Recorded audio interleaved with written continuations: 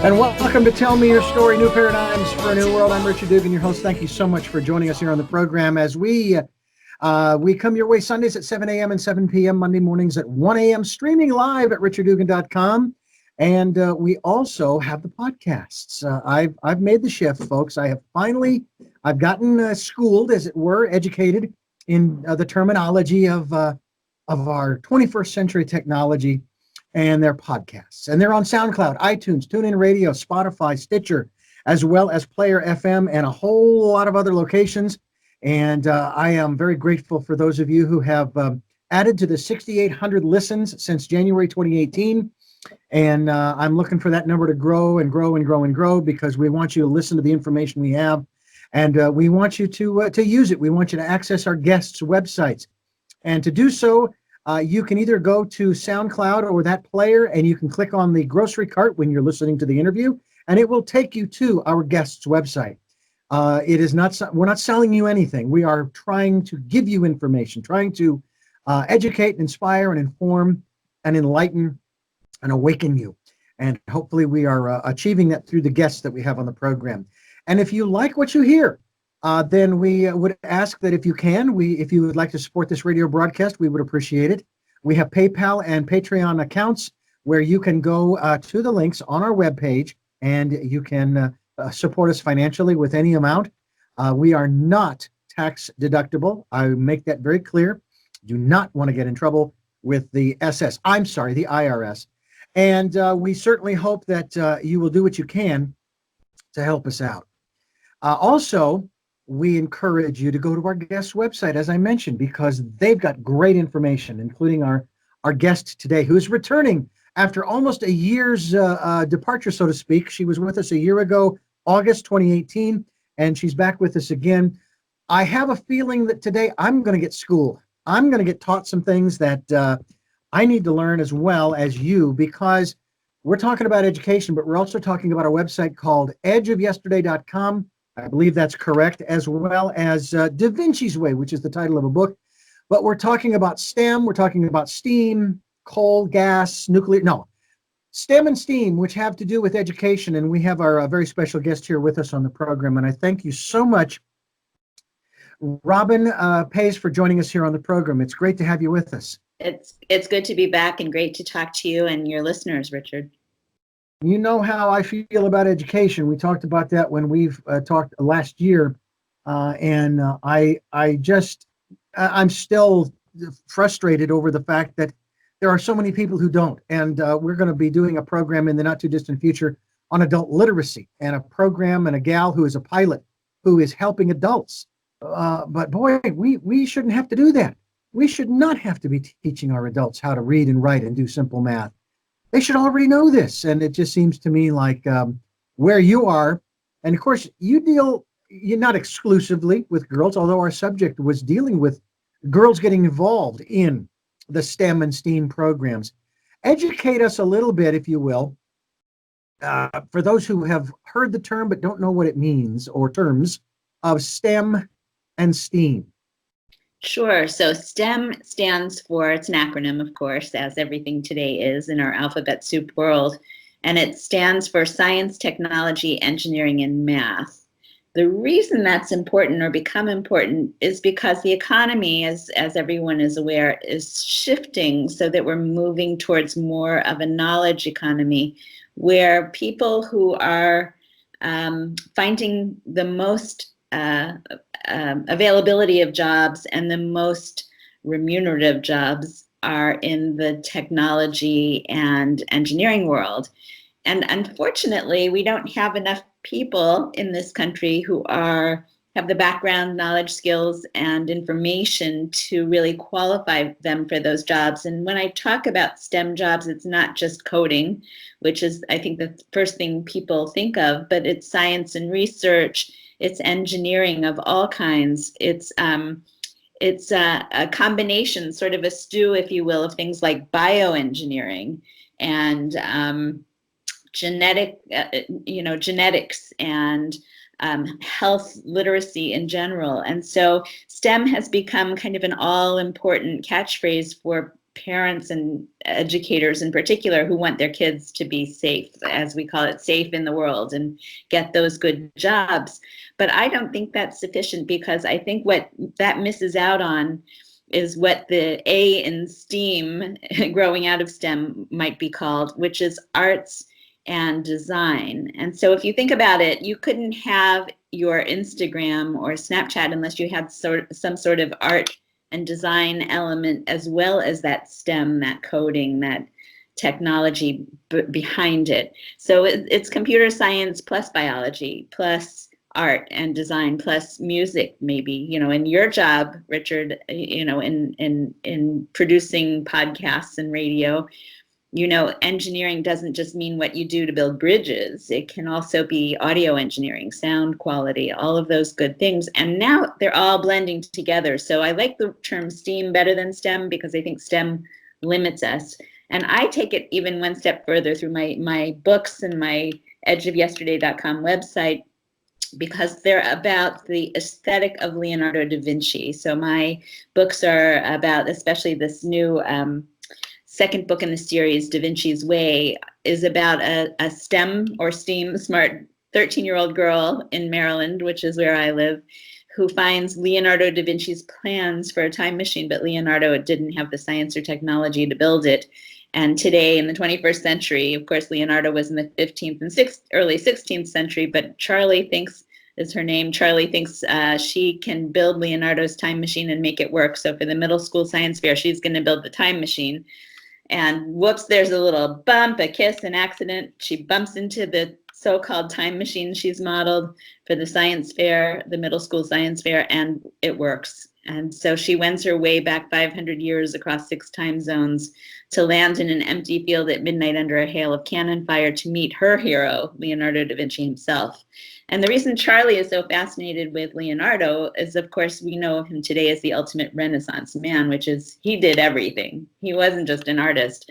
In fact, he got a job from the Duke of Milan as a musician, was why he got hired there, not as an artist. But he was an engineer, a map maker, a doctor, a medical person of sorts, an anatomist, a geologist, you name it, he did everything. And Charlie wants to be a 21st century Leonardo da Vinci, a 21st century all-round Renaissance girl. So Leonardo's formula, as Charlie determines after her time travel adventures in the 15th century with Leonardo da Vinci, is really about mastery. So you take that STEM, which we talked about, add the A for STEAM, which is the arts and design component of STEM, and mastery takes it a little one step further, which is math, arts, science, technology, engineering, reflection, which are social and emotional skills, because I think that getting along with people, teamwork, persistence, tenacity, all of those things that we used to call soft skills have become really ever more important in our world. And the Y in mastery stands for yarns, the yarns of storytelling. So through storytelling, Charlie is hoping to bring the Renaissance mastery to the 21st century. And so I've built this website to bring that mastery forward. It's an interactive site. It's designed for teens, but I have plenty of adults, teachers, and parents who are tapping into the mastery of edgeofyesterday.com to really expand on this story and see how everything is interconnected. And that's really our goal here. Why would anybody, especially an adult, why would any adult ever say that there are some people who do not deserve an education because they're stupid? Who said that? I believe it or not, a college professor here at our local city college. Really? I was chatting with him about education. I says, I think everybody deserves to get an education. He says, no, because some people are just stupid.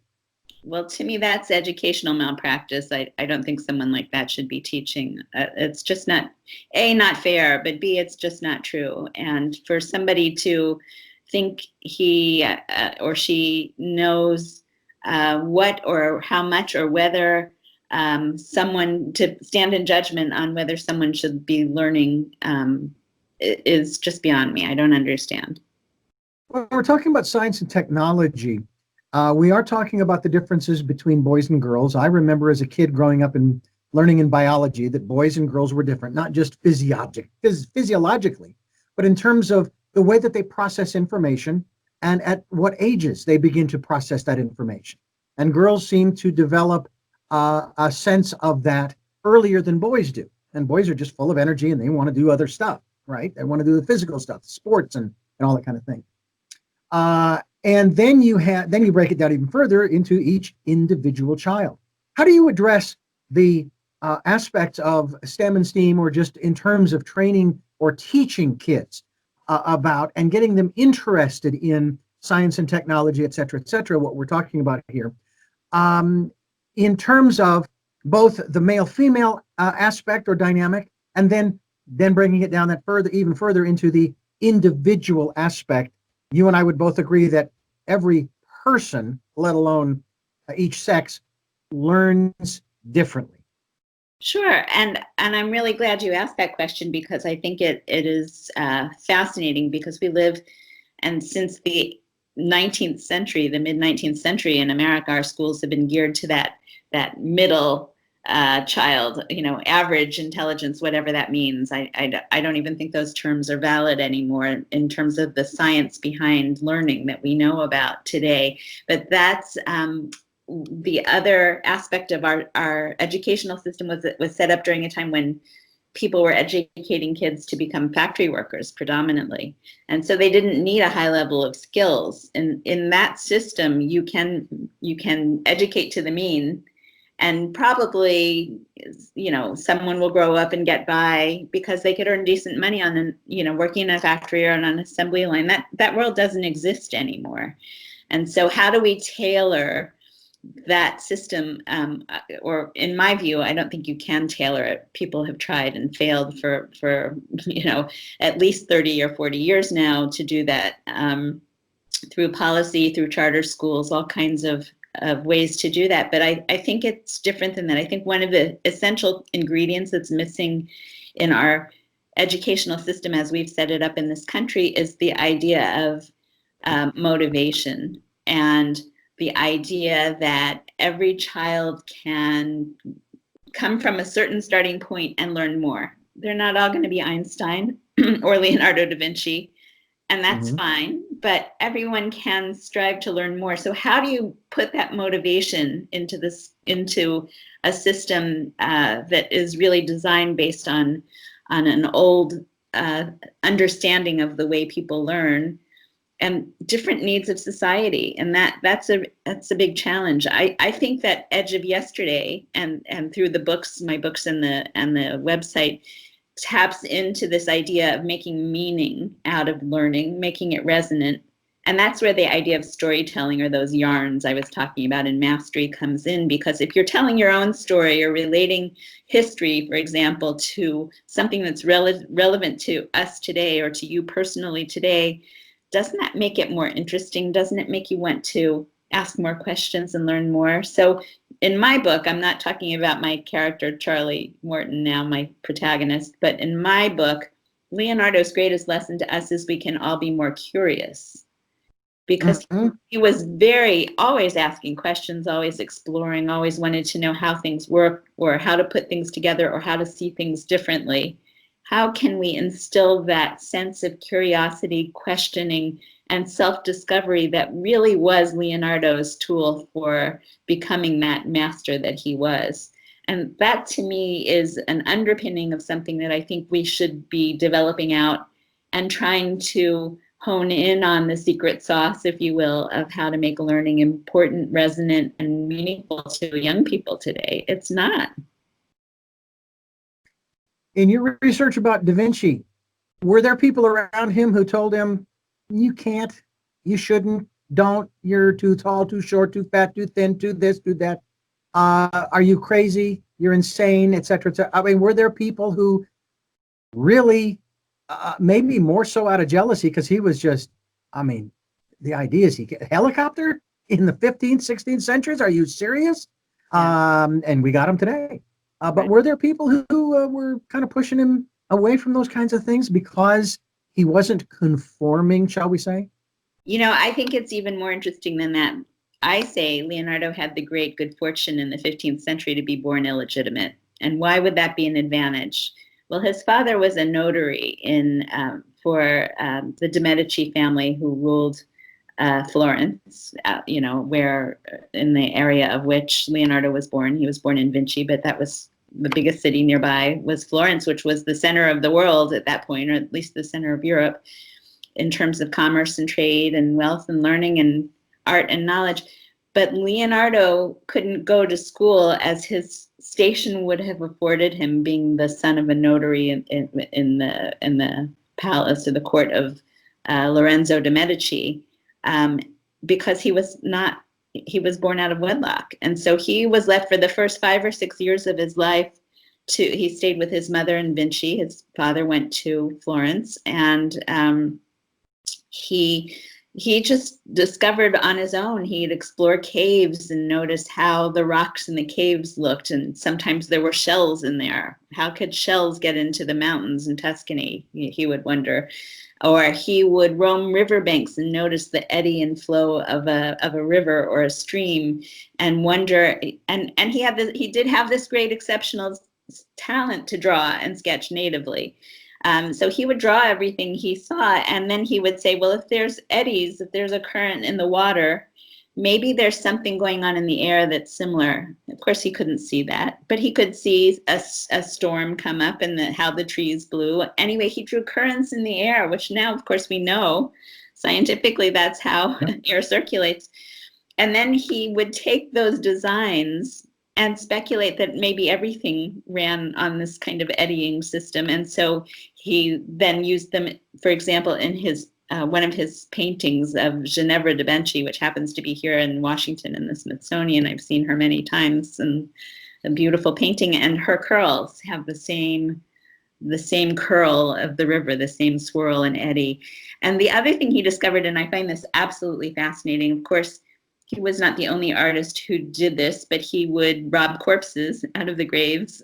No. And, yeah, kind of fun, right?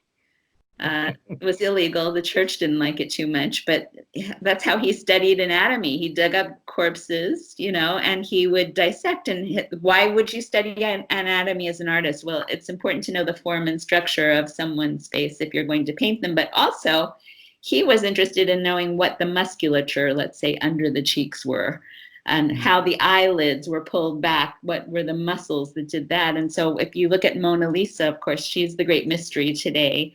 He studied the face, the anatomy of the face, and he built in how would a smile look, what would the muscles be, and what would happen to the eyes in a smile. And so that's how we get Leonardo really fascinated with that. But one of the things, he went much further. I mean, other artists, Michelangelo did that too, but he went much farther than that. And in fact, he would look at a heart, right, which everyone knows is a pump, right?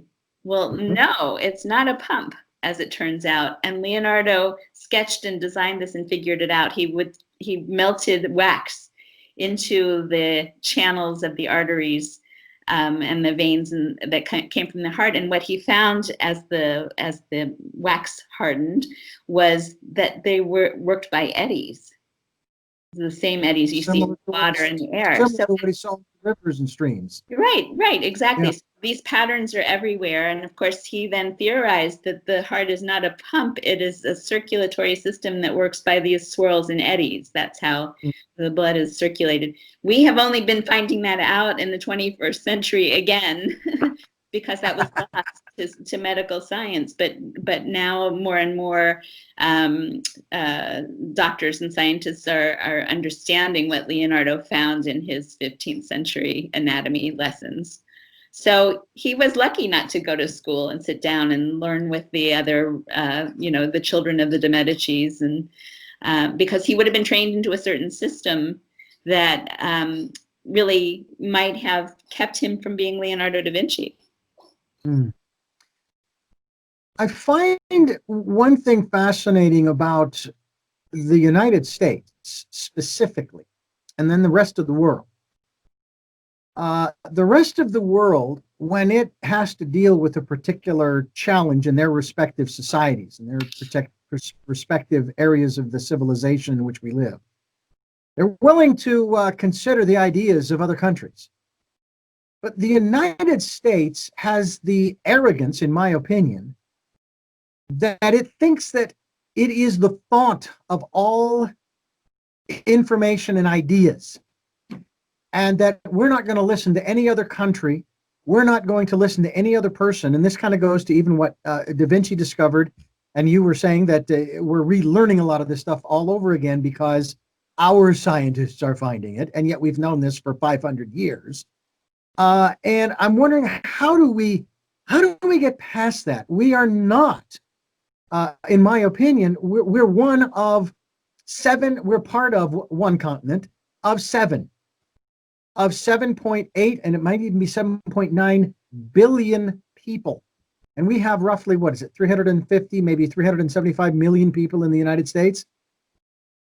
There aren't just 350 or 75 million ideas on the planet. And yet we seem to think that everything has to come from us. Why is that? Why is there that, and again, it's my observation.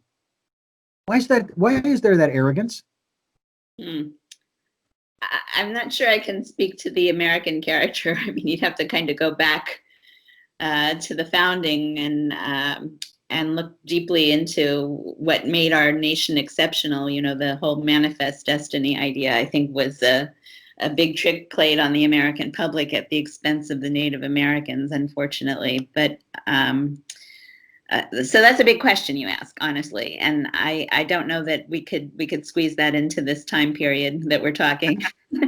but I do think I do want to say, for the record, I think that it's changing. I think that, for example, I work with a lot of scientists. I do science writing as well, and I work with a lot of scientists. And they're all collaborating with other researchers around the world now. It's gotten to be so easy. We can all, you and I are talking by Skype. It's something that's accessible. It's free. It's open to anyone, anywhere, anytime. And sharing documents is easier than ever before. You don't have to wait for snail mail to take 3 weeks to get from Asia to the US. So everything is instantaneous and interconnected, and we're only beginning to tap into the power of what that brings us, I think. And Americans are, we're getting some comeuppance too in the world. I think that we are not, we're learning lessons now in one way, shape, or form that show that we don't have all the ideas, that we aren't in the leadership in things like climate change anymore, for whatever reason. And without getting political about it, I think that part of what this era is doing to us, for us, with us, helping us understand, is breaking us open to this idea that everything is interconnected. And this is another lesson of Da Vinci that Charlie learns in her travels.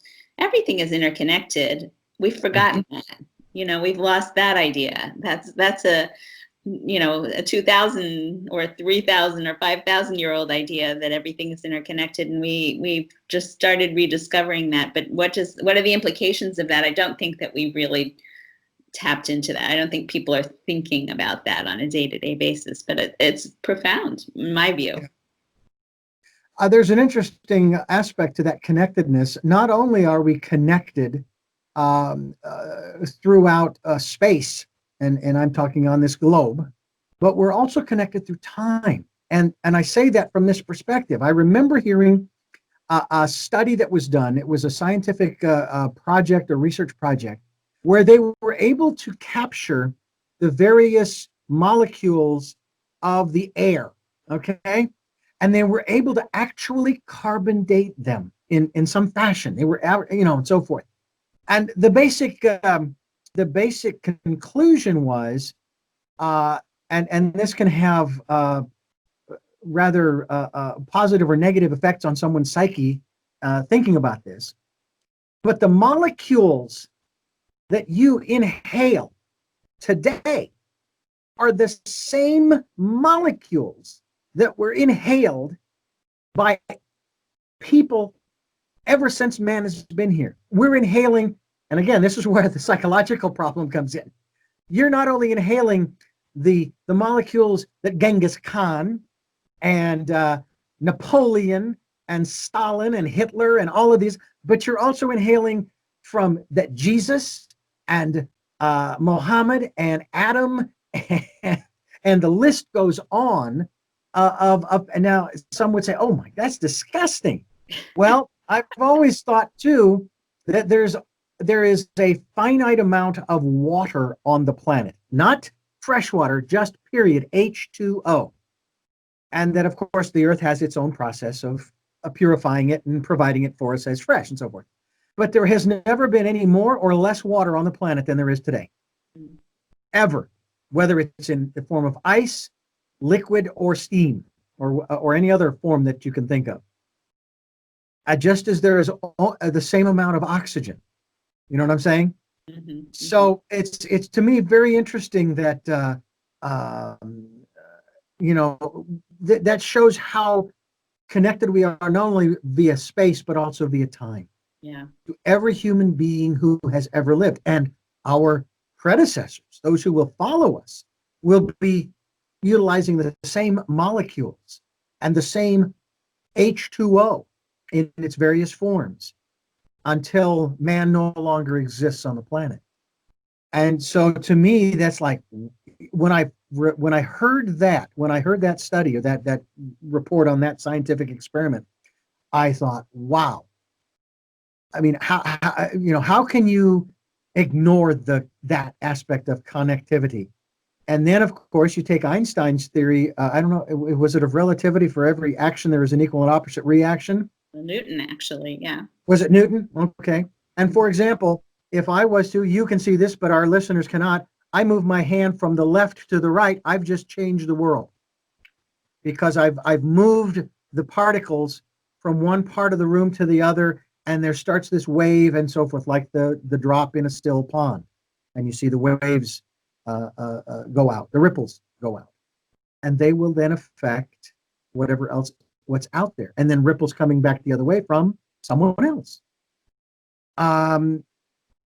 It is interesting to me how so many people, they can't grasp that concept of our connectedness. Is there a way that you are able to teach people? I mean, because to me that is such a crucial, integral part of who we are. Okay. Is there a way that you teach that to people where they do get it if they never got it before? It's interesting. I'm glad you asked that too.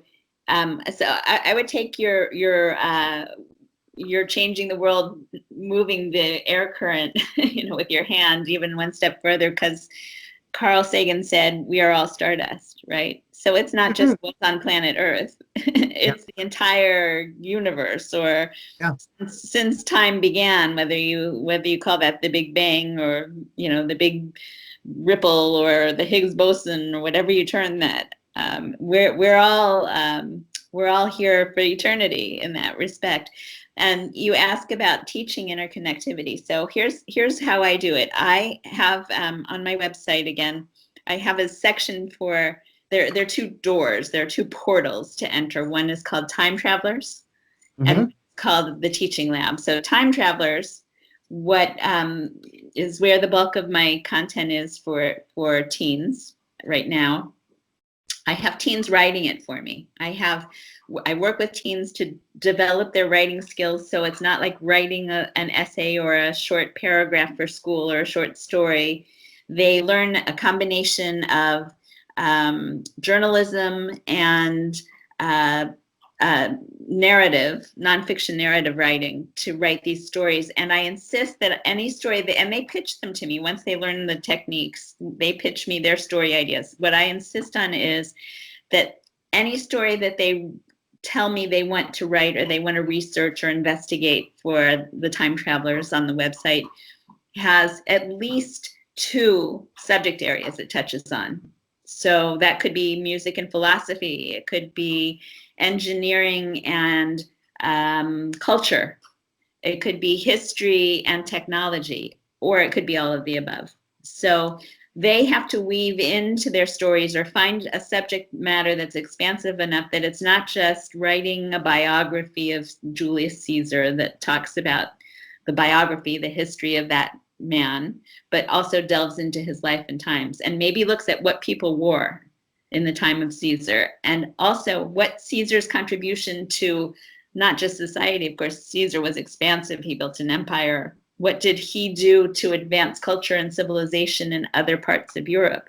What language did he speak? So, or did people at the time speak? And so I ask them, invite them to look at building a whole world around any subject that they look at. And that's where we develop this interconnectedness. And then after they write a few stories, I have one intern who I've been working with now. She just got her MBA literally this week from George Mason University. And she's been writing for me many different stories for a long time. And now she's starting to put together this track, so she's written stories, let's say, about the Renaissance and clothing that people wore in the Renaissance and how that fit into culture and what that meant about the economy. If they wore wool, does that mean that in Florence there was a wool guild? In fact, there was a linen guild, but whatever that was that made that plentiful and affordable for the most people. Now she's writing stories for me about the Enlightenment. So this is another of Charlie's future time travels that I'm working on now, as to Enlightenment France. And she wrote something on salon society. How did knowledge spread during a time before there were telephones, before there were steamboats, before there was television, certainly before there was Skype or social media? How did information spread? And yet the Enlightenment, we know, was a very rich time of growth and new thinking in the world. And so she's just written about salon society, which in Paris in particular, they had women especially who ran these salons. Men were gathering in pubs and cafes to discuss these grand new ideas, from Newton to Voltaire to Rousseau, and women were hosting in their houses these parties, except they were all intellectually based. And so she's now made this, my intern Lindsay has now made this connection through time and space, not just different subjects and how does that relate to today? How would the same thing happen today? We have a whole different system, and where do ideas come from? So it's really interesting. She came up with those connections herself, and it's been interesting to see how she's evolved as she's written more and more. And now she's doing other work for me as well, and helping me guide this Edge of Yesterday program that I've developed into the world, and bringing her ideas into it is really fascinating. It's really helping it expand, as well as the other interns and teens who are writing for me. So I encourage anyone listening who has a teen or who is a teen and who likes to write or create in any way to contact me at edgeofyesterday.com and really show me or pitch me a story for something you would like to write about or learn more about or discuss. And I'm growing it sort of organically in that respect. It's really fun to do. Edgeofyesterday.com is the website. We're talking with Robin Stevens Hayes, and we're going to continue our conversation here on Tell Me Your Story, New Paradigms for a New World. You stay right where you are, because class has not been dismissed. Class is still in session. Don't you go anywhere. Don't put that pencil, pen. Put down the screen, but keep the pencil, pen, and piece of paper. You don't know what those are? You can Google it later. We are talking we're talking with Robin Stevens Hayes we're talking about The Edge of Yesterday. We're also talking about DaVinci's Way, which is the adventure book that she has written, and it is a sort of a trilogy, is it not? It is. 3 parts. Edge of Yesterday and DaVinci's Way are both out now. The third book in this trilogy, Saving Time, is in progress. Should be out within a year or so, and that's all in the Leonardo series, the Leonardo da Vinci series of time travel adventures with Charlie. And then the next series is going to be, as I mentioned earlier, to Enlightenment Europe, to meet a philosopher, physicist, and mathematician who translated Newton into French in a first edition that they still use today, and interpreted Newton, who laid the foundation for relativity 2 centuries before Einstein, who dueled in the court of Louis XV and gambled to earn money for textbooks and tutors. And she was the mother of 4, and she was the consort of Voltaire, the great Voltaire. and nobody knows her today, even in the town where she's buried. So Charlie is set to resurrect the reputation of Emily du Châtelet, and that's who we're going to meet in the next series of adventures for Edge of Yesterday. So you're using historical facts within the context of your fictional travel log, so to speak, with Charlie. That's right. That's right. And I know that a lot of people love to do that and incorporate a lot of historical elements in some of their stories, and they have got to make it very clear. This isn't fact. But that's one of the things I want to talk about. But before we talk about the accuracy of information, I want to go back to your comments about the Renaissance and the golden age, if you will, of enlightenment and where ideas come from. I would like to dive into the aspect of one's, shall we say, spiritual connection and their intuition. It seems to me that during the Renaissance period, and I don't know a lot about that period of time myself. I haven't studied it in depth as you probably have, but it seems to me like people were much more connected intuitively, spiritually, if you will, and that you've heard of the 100th monkey theory, I'm sure. Okay. Mm-hmm. To me, that is the same thing. And yes, indeed, if you put 100 monkeys in a room with typewriters, eventually maybe they would come up with Shakespeare, some play. Who knows? But my best analogy of our interconnectedness is from the Star Trek Next Generation series, The Borg. Set aside the whole malefic aspect of the Borg. I love the Borg. Oh yeah. Well, they're all individuals from all over the galaxy. They've all been modified, if you will, with the necessary hardware to be interconnected. And in the early episodes, there was no central person or individual or source force, if you will. They were all communicating together, collectively, but each one had a different task, but they were all working towards the same goal of continuing to, of course, assimilate other species into the collective. Now, we're not necessarily trying to do that, but we are trying to understand our connectedness to one another. We talked about that earlier in the first segment. And to me, it seems like in the golden age of enlightenment, that's what they were tapped into. And some of them did know that's what it was. And again, forgive me for my level of ignorance. And by the way, folks, there's a difference between stupidity and ignorance. I want to define that for you. Ignorance is you don't know. Stupidity is you know and you still do something stupid. Okay? And once you, in my opinion, Robin, once you have learned something, once you become aware of something, you cannot claim ignorance. Unlike the laws that we have to deal with, they say ignorance of the law is no excuse. But I don't know all of the laws, so I claim that, but it's not going to do me any good.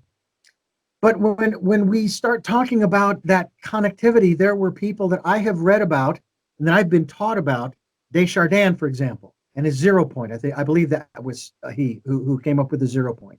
And other people in that period of time came up with some of the most unbelievable ideas that we're now just beginning to explore on the metaphysical level. Talk to us a little bit about that aspect. Shall we? I don't know if I can put that under the banner of education necessary, but let's talk a little bit about that.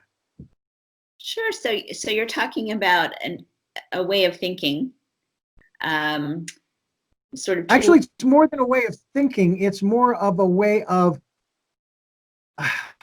intuiting, of awareness.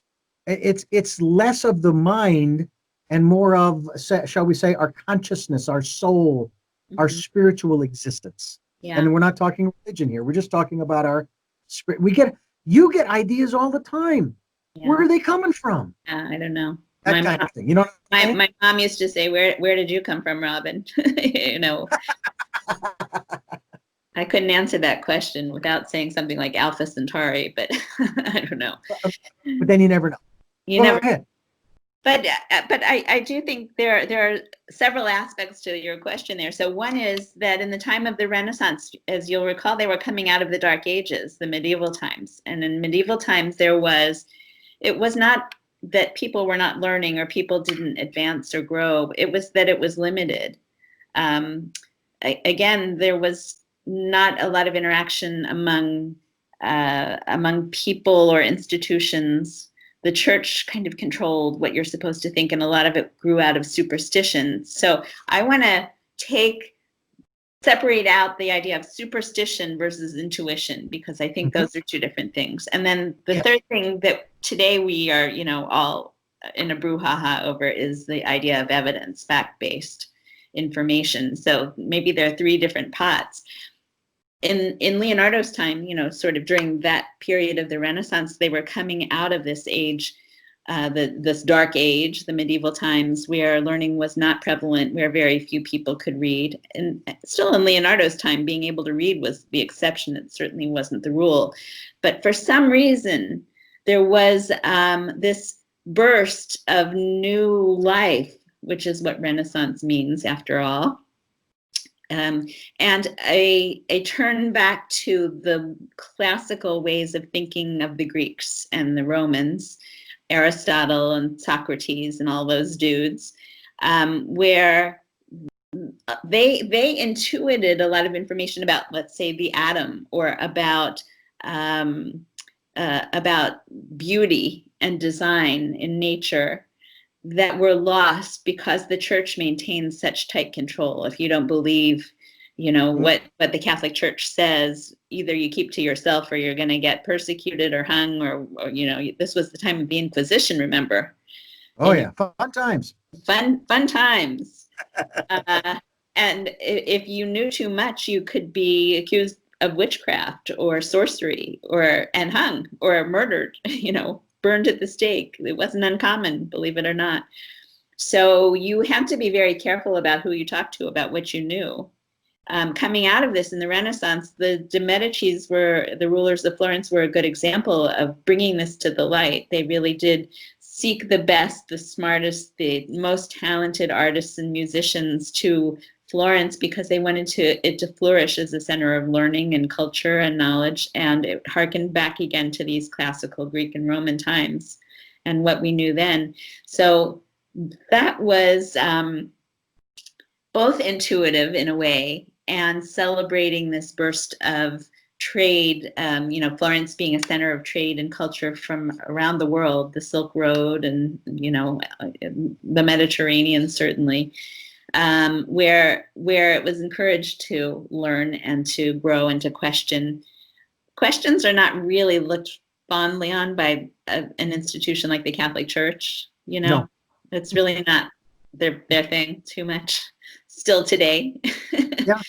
Unfortunately. And science grows out of this asking of questions. Again, Leonardo being curious was that secret sauce I found that really helped him become who he ultimately did become.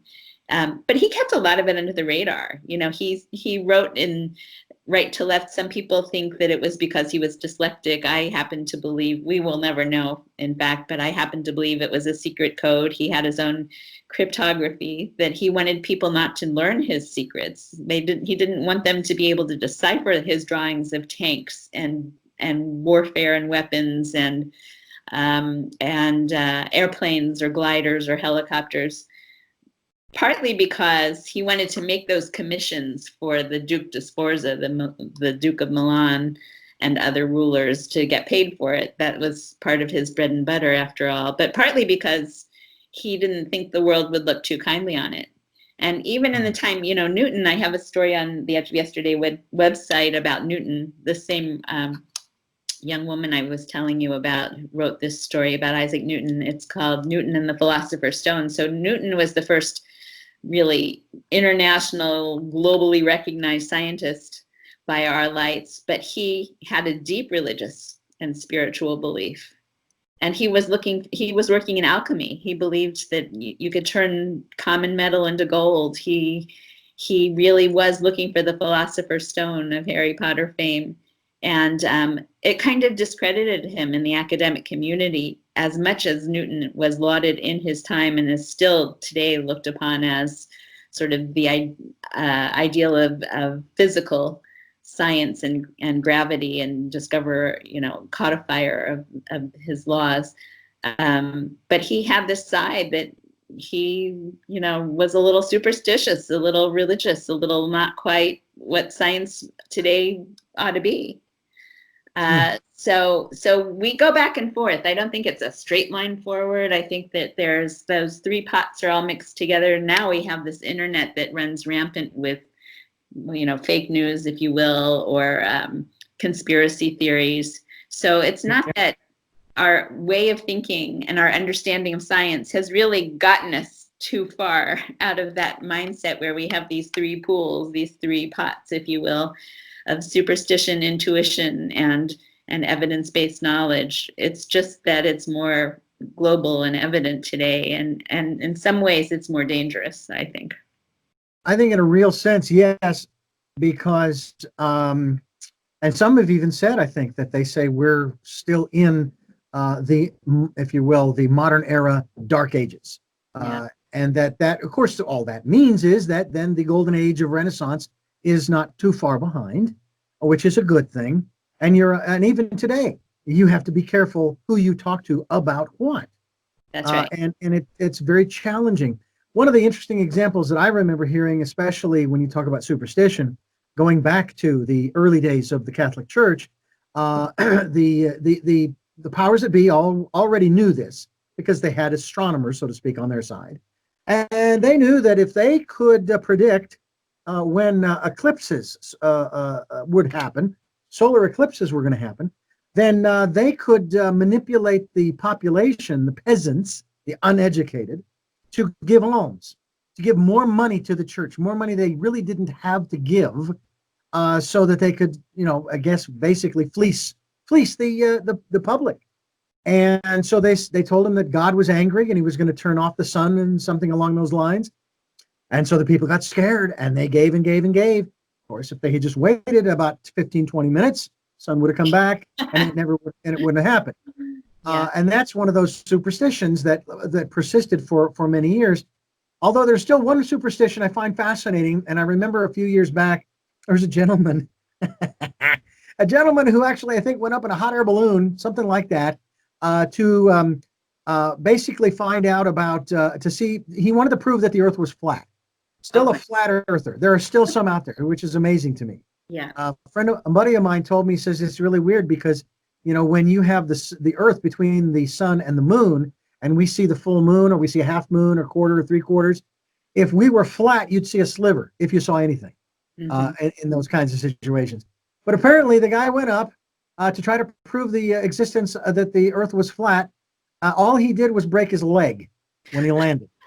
That's about all he did. I don't know whether it changed his mind or not, but I find it seriously fascinating how we hang on to some of these things. But even some of the most educated people still hold on to certain superstitions, certain things of this nature. To me, and this is where I'd like to think, and I'm self-taught in this respect, of first of all, asking questions. And I was working for 15 years for a Christian station, and I was asking the questions you shall not ask, yes, it's the name that you should not utter. And I've always said, if they want to stamp an H on my forehead, I'll wear it proudly. Because I will not toe the party line, because a lot of what I'm being told just doesn't make sense. It's not that I don't believe it, it's that it doesn't make any sense. And so I would ask these questions. And it just seems to me that somewhere along the way, and Greg Braden and I talked about this in one of our previous programs. Love Greg Braden. Is he not fabulous? Fabulous. He had, in the book he had out at the time, was called The Healing Power of Belief.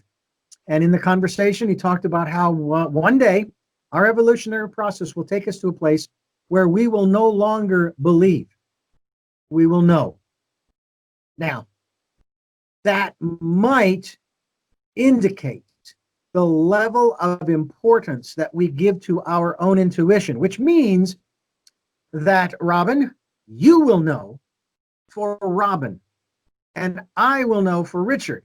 And I'm not going to challenge what Robin knows. She knows inside that whatever it is for her, it's true. And I the same. But I'm not going to make my truth your truth and vice versa, because we're different, but we're also connected. And who knows, maybe along the way. And my wife and I run into this all the time.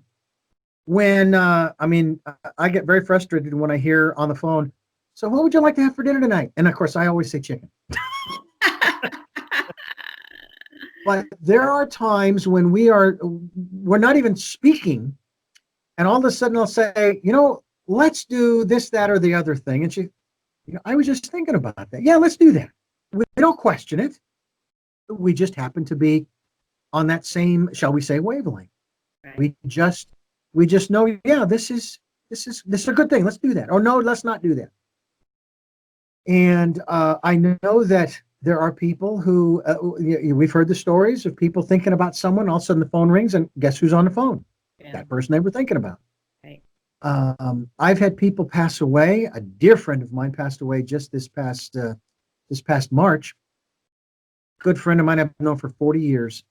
A matter of fact, she was there when I first started my broadcast career. And I now am in possession of hundreds of audio tapes of hers, of interviews with celebrities that she did as she was working through her 85 years of existence. Wow. And I'm going to digitize those folks, and I'll make them available online eventually. But the conversations that we used to have about these kinds of subjects, about and I'm going to put it this way, the coming Renaissance, and the importance of taking care of self, not just externally, but internally, of going within. Do you talk with, is that any part of the conversation with the kids that you work with, and then maybe even the adults, in terms of maybe getting them to not be so anxious about it? Maybe I loved algebra. Okay. Couldn't stand geometry. Couldn't quite figure it out. But I loved algebra so much, I was doing the homework at home, and I was like 5 or 6 or 7 pages ahead. And finally, the teacher, big mistake, said, Richard, as long as you bring the homework in, you don't have to come to class. Big mistake. Because, of course, as you know, I stopped doing the homework. But I loved the equations. They made sense to me. X plus Y equals Z. And all of the other derivations they're in. I thought I would hate English. Took an English class in college, in junior college. And the first day, okay, you're going to be writing 5 essays. Oh, no, I've never written an essay before in my life. I don't know how to do that. Well, of course, they taught us. And I wrote 5 essays that got very good marks. And I loved it. It was great. So it's like, all right, how do we get kids past that fear of the subject so that they can maybe not embrace it, but at least they can learn it? Is there a way that you teach them, if I can use the phrase, to go within themselves, to find that confidence, to find that strength, to find that wherewithal to say, hey, you know what? All right, I know it's tough, but I'm gonna push through it, and so forth. Yeah. Well, you asked a question that's sort of on a very advanced metaphysical level, and then there's a question that's much more practical. And so I'll start with the practical because that's easier. And then okay. maybe we can go into the metaphysical because I'm fascinated by that too. So the practical thing is, I'm a big advocate. I had the honor of interviewing Carol Dweck a few years ago. I don't know if you know her. She's a researcher, very prolific researcher at Stanford and the School of Education there. And she has come up with this theory called growth mindset, which mindset is, you, in terms of education, is you may go into a subject saying, I'm really good at this subject. I'm really good at algebra. And I know I'm good, except I'm not really sure how good I am. So I'm going to do what I need to do to get by, but I'm not going to take on any new challenges because I don't want to be shown up as stupid in something that I think I'm really good at, or that my teacher says I'm really good at it and my parent says I'm really good at. That's called a fixed mindset, right? A growth mindset And that could be at any level. It could be a fixed mindset, could be I'm really terrible at algebra, so I'm not even going to try. Usually in a fixed mindset, you're not going to try to push yourself too hard because you either don't want to show yourself up as stupid or you don't want to change your own mind or anyone else's that you're really bad at this kind of thing. The growth mindset, which Dr. Dweck is a big advocate of and has been researching, is the idea that I can always get better. So she started this in third grade classrooms in New York City. She did many experiments. She was at Columbia University at the time teaching. And she would measure those students who came in with the idea that I'm not quite getting this, but I know I can get a little better if I just try. And those are the kids who not necessarily the geniuses in algebra or geometry or whatever it is, but they are willing to fail if they have to, knowing that they're going to try again and get a little better. It's incremental, a little better. That's all. And those kids, if you approach all of the kids with this idea that you can always get a little better, no matter where you are, it's the idea that they will improve over time. The kids who have the fixed mindset will either stay the same or they will get worse because they're so worried about showing that they don't really know what they have. And so, Carol, Dr. Dweck is trying to replicate this now and scale it up in classrooms, not just for individual children, but in classrooms as a whole, of how do you create the environment in the school setting where everyone gets the message that I don't have to be as brilliant as Johnny who gets straight A's in this subject. All I have to do is be a little better than Robin is. Mm-hmm. I just have to keep showing up and keep trying. So that's on the very practical level. We try to do that at Edge of Yesterday. So I have rules about feedback to writers, which is everyone starts out, great job. I really like the effort you put into this. And then could we go back and maybe work and twist this a little bit? Or what if you thought about integrating this other area into this subject you're looking at or whatever it is? Let me work with you on that. And how would you improve that? And let them take the initiative and come back to me. And it's always a little better the next time. But I never say to them, that was terrible. I'm ripping this up. I don't ever want to see you do something like that again. And I never want if we're in a group where we're doing this as a group, as a class, I encourage the kids to take that same approach. Thank you so much. You did such a great job. I can't believe that all the effort you put into that. That was amazing. I learned something new from you. And then go into, what if you tried this? Sort of the what ifs. Or what if you look at it this way? Or what if this were a little bit more about a different subject area that you have been talking about for years? Whatever it is, the approach. So it's that growth mindset, fostering that growth mindset. So that's how I do it in a very direct way with the kids I work with, or the atmosphere that I try to create, the environment that I try to create for them to try a little harder. You don't have to be Leonardo da Vinci to start with. He wasn't Leonardo da Vinci when he was 5 years old or even 15 years old. So that's where we start. But the metaphysical thing is a much more interesting subject to me on a big level. And I do agree that we are all connected, some more conscious or aware of this than others. We are all connected to the Borg, not in a malevolent way, but in the way that everything is possible. It's our choice. We still have free choice. It's our choice whether we choose to do something for the good or whether we choose something for the evil, or whether we just stay there and don't say anything at all. So it's a Borg with choice in that respect.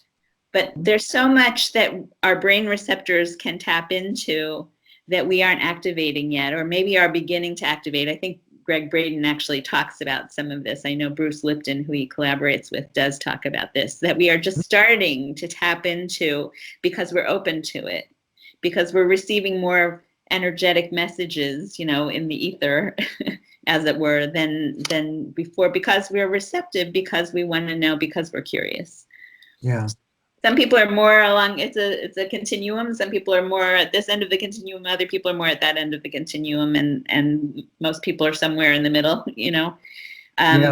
But there are certainly those advanced people, and Greg and Bruce are part of that. I was lucky enough to do a 3-day retreat with Deepak Chopra, who is like just a brilliant, I mean, he's one of those people who is from somewhere else. My mother would say to him, "Where did you come from, Deepak?" And that would really be a good question to ask him.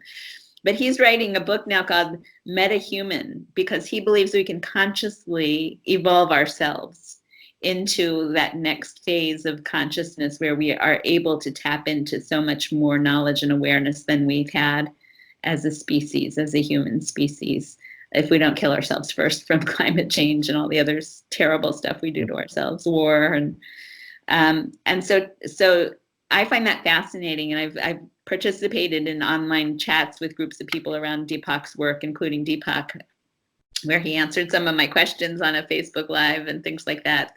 He wrote a book called "You Are the Universe: Discovering Your Cosmic Self and Why It Matters," which I really recommend if you haven't read it, or to anyone in your listening audience. And it's really about this idea that within, as you say, going within are all the answers that we need. We need that stillness. And in our society, stillness is not rewarded. Stillness is death in our world, because we're so connected to technology or by technology that we don't allow ourselves that time to go inside. And I do think that the philosophers and thinkers of antiquity and of even the Middle Ages and the Renaissance and the Enlightenment, they did spend time going within to find those answers, because you can only answer certain questions for Richard, and I can only answer certain questions for Robin, as you were saying. And we can't do it if we're always looking for the answer out there. Mm-hmm.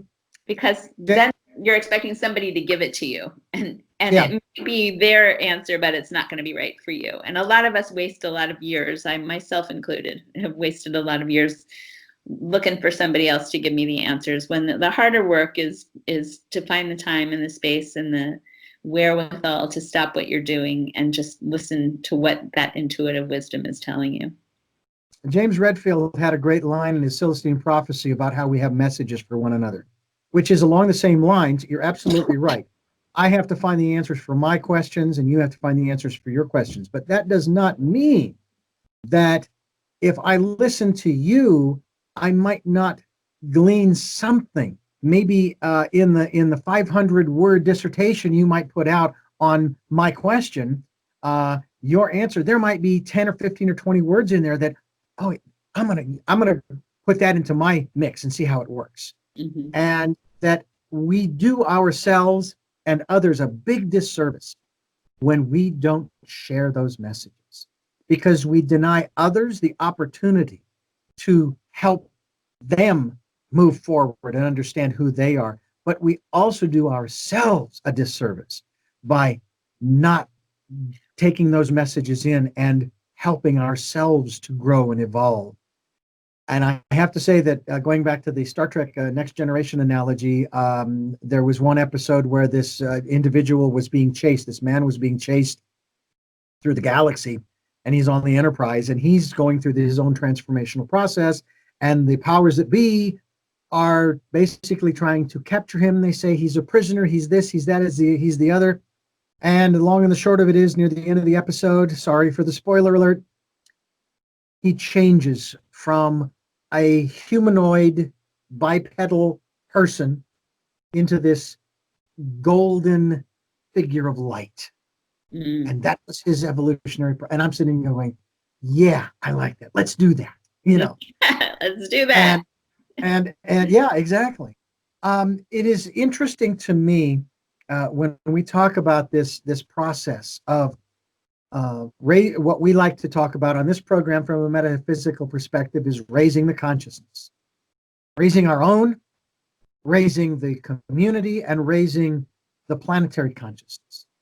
And I think it was Greg who shared in one of our programs, he said that there's a mathematical equation in which if only a certain percentage of the population were to participate in a conscious effort to change their thinking, their being, that it would affect the entire planet. And I have to tell you that it was such a small percentage Right. It was unbelievable. It's like I live in Santa Barbara, California, and there are under 100,000 people living here. I don't think the number he quoted, based upon, I think the population at the time was 7.4 or 5, I don't think the number was much higher than that. And if it was, it wasn't that much higher. And I'm going, are you kidding me? That a small town could could change the course. And that's when I take a look, even more metaphysically speaking. I take a look at the monastic life. I take a look at those people around the world who are in prayer 24/7, 365. And that if they stopped, I got to tell you, I think the planet would fall apart. It's these people that are holding all of us together right now. Yeah. And we need to join them. We Right. need to join them. Right. And I have to say, you are one of those people that's doing that. Thank You and other people who are who are working with children as well as adults to educate them, but not just teaching them how to read, write, and do basic math, how to think, not what to think, how to process the information that's coming in.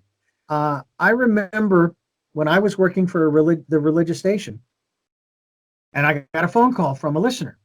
And the listener was they were bent out of shape like you would not believe over a commercial that we were running for a video, animated Bible video series that was being made available in kiosks, in malls, not just in Phoenix, but around the country. And they were so upset because one of the animators who was formerly was with Disney was also a Mormon. And of course, he had problems with the Mormons. And I said, well, sir, I will pass this on to the GM. And I did. And he says, okay, I want you to do research. I want you to research this and find out, get to the bottom of it. Well, it was true. The guy was a Mormon. And the guy certainly would get paid by Disney. And Disney would receive money from these animated Bible videos, or maybe it wasn't, whatever company it was, maybe it wasn't Disney. And so basically, my money purchasing the video goes to the company that made the video. Then they pay the employees, the animators, who then take their money, and some of them are going to go to the church, and they're going to give it to the church. So indirectly, the video purchaser is supporting that church. Well, all of that was true. And my boss said, we're not doing anything. We're going to keep running the ads. And I explained this to this gentleman, and I said, and now I'm gonna take it backwards. How do you know that your money, your physical dollars and cents, didn't come from a drug cartel? And I remember a 60 Minutes piece that came out that tested dollars and $5 and $10 and $15 bills, $15 bills, right? Tested them, and they found that almost every single bill, and they even went into banks, was laced with, had a trace of cocaine dust. Wow. Which means that you and I, if we're carrying cash, we could be arrested for having cocaine. Oh my God. So where are you going to draw the line here?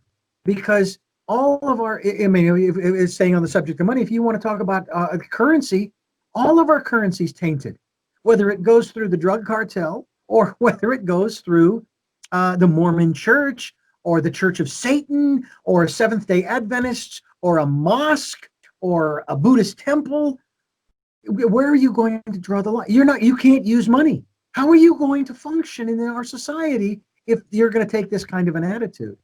People, it's like, okay, sure, I'll follow the paper trail, but to what end? What's the point? So I think that it's very interesting how people they'll grab onto a piece of information and they don't know how to process that information. So they dive into their superstitions. Again, one of the three that you were talking about, and they go off and create this conspiracy, and away you go. Yeah. So now you have all three pots spinning.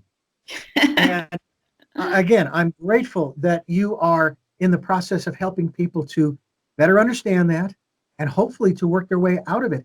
Before we wrap this up, I want to ask you, have you come across people who have been sort of, steeped in some fashion in one of these three pots, and you have been actually able, through the processes that are available on Edge of Yesterday as well as through the DaVinci's Way series and so forth, and just the educational processes on your website, and again, through the work that you're doing, have you been able to help people to, so to speak, see the light and understand that, oh, and to that, I want to add, we need to take the word failure out of our vocabulary.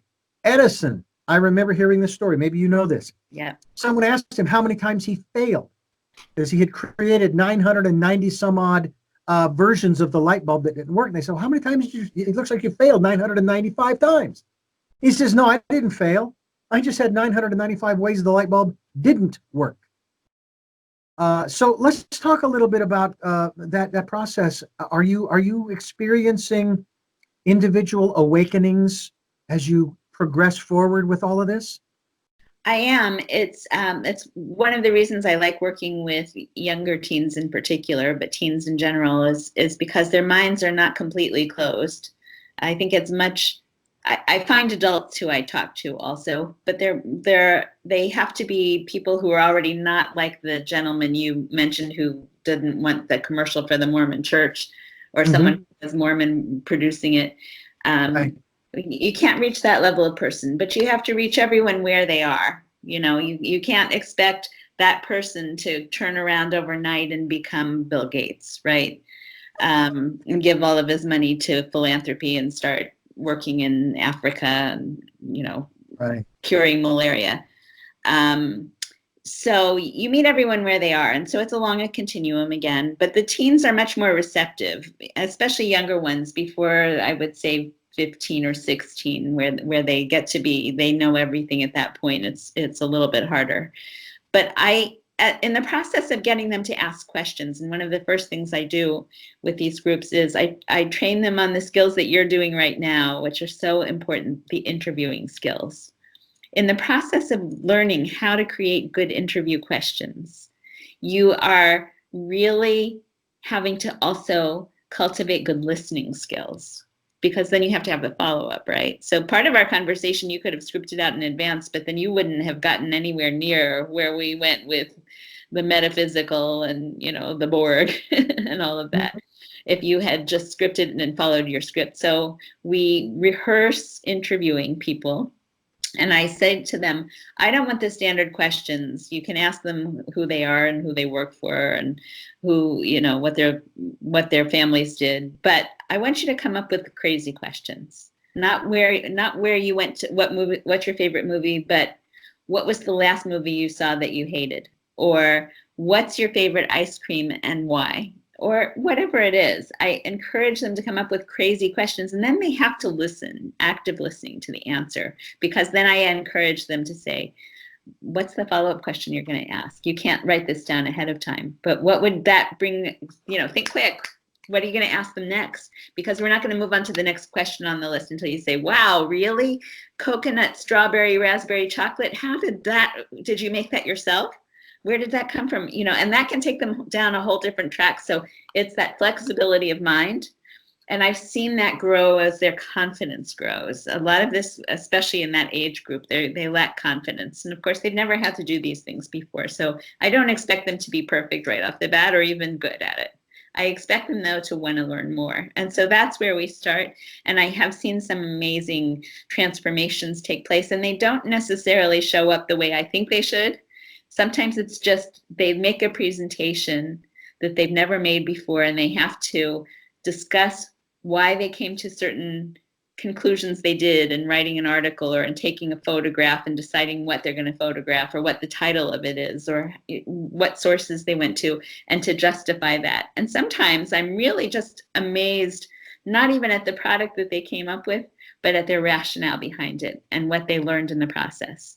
And to me, that's the beginning of opening up their minds to wanting to explore more and asking more questions. So I have experienced that, and it is the most gratifying thing in the world. I offer 2 suggestions. If you haven't already offered these to them in your own experiences, I offer these to you. Number 1 is make sure that they know the difference between an open-ended and closed-ended question. And you do not want to ask closed-ended questions that require a yes or a no answer, because then there's no follow-up. Right. And number two, I think one of the greatest experiences that kids can have in that process of the presentation, not so much the interview, but the presentation, is Toastmasters. When I first started in broadcasting, one of our listeners, an elderly woman by the name of Margaret Pekaric, I still remember the woman's name. She called me up one day and she said, you know what, you're really good, but I would highly recommend that you go to Toastmasters. And I did for, I can't even remember if it was a year or two or three, what have you.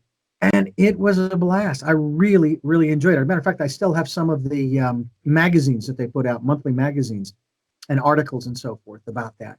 So those are my two suggestions to help you and help them to continue to move forward. And I would also suggest one other thing, and that is that because to me, this is as important as if you were a computer coder, as we talked about at the very beginning of the program. Syntax, learn it, know it, understand why syntax is important, because we don't have that in our texting, very little in our emails. There's only so many corrections that self-correct or autocorrect is going to take care of. And I was speaking before the university communications organization several years ago, asking the question, does anybody know what syntax is? And aside from the flippant answer of, oh yeah, that's the tax that hookers pay.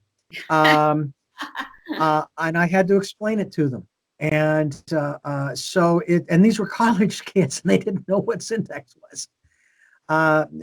Because if you want to get it, and correct me if I'm wrong, if you want to get an idea across, on the one hand, you need to use proper syntax, but however, to what you said earlier, you also have to know where your audience is coming from, because you can't use $15 words throughout your presentation if people in the room only use, and there's no judgment here, $5, $6 words. If they don't know, it's kind of like listening to Shakespeare and you've never listened to it before. Okay. So, those are some things that I have my wife asked me the other day if I had any pet peeves. And I said, well, I don't like it when people in broadcasting use O in a phone number. There are no O's in phone numbers. Okay. And So when zero. it's the zero. And when you are introducing yourself, it's like when I introduce myself hi, I'm Richard Dugan. If I was introducing you, Robin, to my boss, Les, this is, but you hear it all the time in broadcasting, radio and TV, and even in podcasts. I hear it all the time. They're the host of the program. Hi, this is so-and-so. And it's like, all right, it's easy to say, sounds cute, but it's wrong. And I've been trying to raise that bar since I got into broadcasting. That was one of the reasons I got in. Yeah, keep it up. That's great. That's great. Well, I'll just add one little thing, not quite along the syntax lines, although I like that. But again, on my website, edgeofyesterday.com, there's this series. I mentioned the second door, the learning lab, right? The teaching. Yes. And if you go in the teaching lab and you look on the sidebar, you have to scroll down a little bit. There's something called Word of the Week. And so that is the $15 words or $20 words, if you will, that are in these books, because I don't write down to the kids. I expect them to be curious enough to want to look things up or at least ask the question. But I make it easier because I don't know how many parents said their kids come to them with a word they don't know and say, "What's this mean, Mom?" And the mother will say, "Well, look it up," and the kid will just go on from there and never look it up. So I make it as easy as possible for them to look it up. But we don't just have the definition of the words. We have the definition. We use it in a sentence. And we have the derivation. So is it from Latin? Is it from Greek? Is it from Indonesian? And so I think the roots of words sometimes tell us more than the words and the way we use them customarily in modern usage. And so to me, that's really interesting. Now you do tell them that last part, you do give them the word that says what you're doing. You are researching the etymology. The etymology, yes. Etymology. Thank you very much. The root word, if you will. This has been a great program. I can't tell you how much I've enjoyed this, and I guarantee you're going to be a regular on this program because of what you're doing and how you are helping. And granted, we have many programmers, many guests on this program who are dealing in the metaphysical and spiritual realms in terms of raising consciousness, and that's wonderful. But you are giving people the opportunity, you're giving kids the opportunity to understand that they have other choices. But until they learn these processes, until they learn, for example, the etymology of a word, you know what? Words didn't come out of a vacuum somewhere. They were created from other languages. They were created through experiences. And who knows? Maybe they'll create new words from the learning of the etymology of other words. They'll be legitimate words, mind you. Although some might contest that, saying, I don't know if that's legitimate or not. But it's, to me, I think it's wonderful. And I thank you so much for doing what you're doing and participating in this program. And again, as I've always extended to my guests, I'd love to have you come to Santa Barbara to sit in studio and chat about this and continue this conversation. Well, thank you. It's really a pleasure. I enjoyed last time we spoke too, and I'm happy to be a regular. I'm having so much fun talking to you, and I think we're much on the same wavelength, Richard, in a lot of respects. But I think you also help me think, and you ask me questions that make me rethink the way I approach things. The whole bringing up that whole idea of syntax, boy, that was brilliant. That was perfect. That gets me on a whole different track with these kids I'm going to be working with over the summer. So watch out. Watch out. Absolutely. Absolutely. And thank you. Also, before we let you go, I want to remind our listeners that the website is Edge of Yesterday. I love that title. .com, edgeofyesterday.com. Robin Stevens Pays is my guest. And of course, the title of the series, DaVinci's Way. We encourage you to go to her website and find out more. Check out both portals. Check out the information she has available. Get your kids involved. Honestly, in terms of the things that we've talked about on just this program alone, what have you got to lose? You know, you may like it, you may not like it, but come on, let's move forward in this process, because the only way that we are going to break the divisive gridlock that we have in this country alone, let alone around the world, is to legitimately become educated about who we are, what we are, where we are, and why we're here. That's a bigger question, certainly. But you've got to begin that process, and I encourage you to do that. And before we let you go, Robin, I'm going to ask you these 3 questions that I ask all of my guests at the end of the program.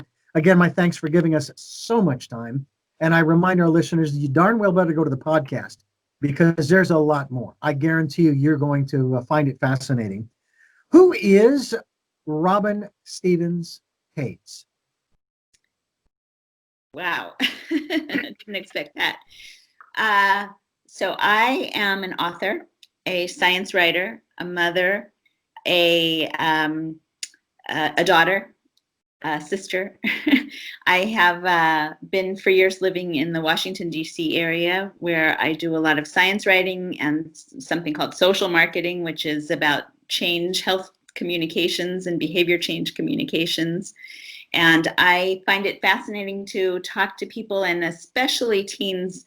My special area of science writing is neuroscience writing for the general public, translating neuroscience research, and especially adolescent neuroscience. So I call it teen brains, and that's where this series draws out of my fascination with teen brains. And so I love to talk to people about being a parent, about raising their kids, and really about their own journeys through life and their stories. Because as you know, as someone who is inviting people to tell you their story, our stories define who we are. We're all a little different, but at heart, there's one thing that we all have in common, and that is that we all want to be loved. We all want to be recognized for who we are and what we are, and we all want to be heard. So tell me your story, and I have on the Edge of Yesterday site, Make This Story Yours, where I invite teens to submit their stories, whether they're in writing or photography or a podcast or a video, whatever the medium of their choice is, because we want to share stories with each other and just discover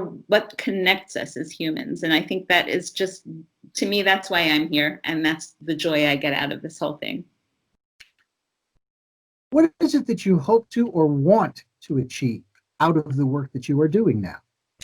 Well, I think it goes back to what you said a little bit earlier, Richard, which is to change minds, to help mend this very broken America, this very broken world that today is kind of holding us back. I think that it's there's a lot of fear in the air, and I think fear keeps us from moving forward, from attaining or striving for that enlightenment process that you talk about, and that the converse of fear, whether that's anxiety or sorry, that's my dog. No problem. Anxiety or depression or hopelessness or whatever that manifestation of fear is, the opposite of that is love. And love is the only thing that matters, and love is the only thing that helps us learn and grow as human beings. And so if we could all love each other, or at least tolerate each other a little more, I think we'd have a better world. And finally, what is your life's purpose? My life's purpose is to help bring about the enlightenment or the opening that lets people see that we're not defined by how we're born or who we're born to or how we're raised, but that we have the agency in and of ourselves to create the lives we want. And how we go about doing that is the challenge, but I hope to provide through Edge of Yesterday some of the tools that enable people to take that next step, and not be afraid to embrace the change that they want to make in their lives. Robin Stevens Hayes, thank you so much for joining us on the program again, and we look forward to having you back again in the not too distant future to continue this conversation and to continue to educate, enlighten, inform, and hopefully inspire people to more than what they've achieved today. As I've often said in my position over the years, I don't care about what the other stations are doing, and this applies to me as a person. I want to make this station better today than it was yesterday, and hopefully tomorrow make it better than it is today. And so you're doing that. I firmly believe, and again, I thank you so much for being with us. Thank you. My pleasure. I'm Richard Dugan. This has been Tell Me Your Story, New Paradigms for a New World. We are giving you choices and knowledge of those choices to help make your dreams come true. Until next time, love to love.